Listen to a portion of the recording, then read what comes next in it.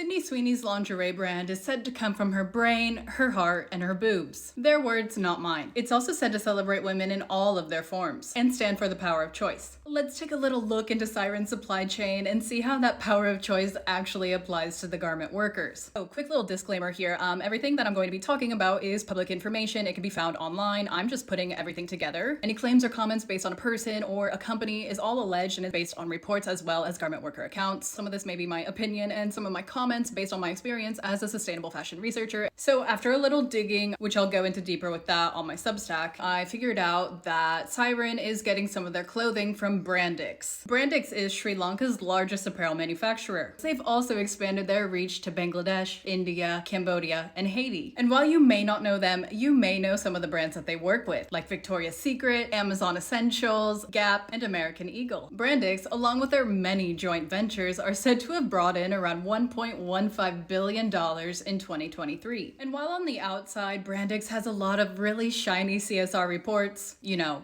money will do that. But if we dive past the press releases, the stories seem a little bit different. Workers and labor organizations describe Brandix factories where the production targets are so high that many of the garment workers skip lunch because they can't afford to lose the pay that is tied to meeting those quotas. Other reports claim that garment workers have to keep working while they are sick because when they tell their supervisors that they aren't feeling well, they are told to continue working to keep meeting those quotas. Or in a more recent case, a woman who had been working at a Brandix facility for 13 years told her supervisors that she wasn't feeling well during a shift. She reportedly asked if she could go to the hospital. However, it said that the supervisors told her that she can go to the hospital after she meets the targets. So after she finished her shift, she went to the emergency room, and that is where she died. And doctors said that this situation could have been prevented had she gotten medical attention earlier. Oh, and remember how Brandix is like the largest garment manufacturer in Sri Lanka and they're bringing in like a lot of money? It said that Brandix offered her husband only $500 in compensation. This would have been around 3 months worth of push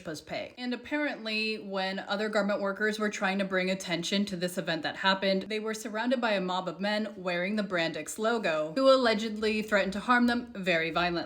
Different sources state that Brandix Apparel Group does not have trade unions and that any attempt to join or form a union has been suppressed, meaning that when problems do arise, the garment workers do not really have resources to help them out. It also means that garment workers are afraid to speak up. So if we're going to talk about women and the power of choice, I think it's pretty important that we see how the women that are making the clothes are actually being treated.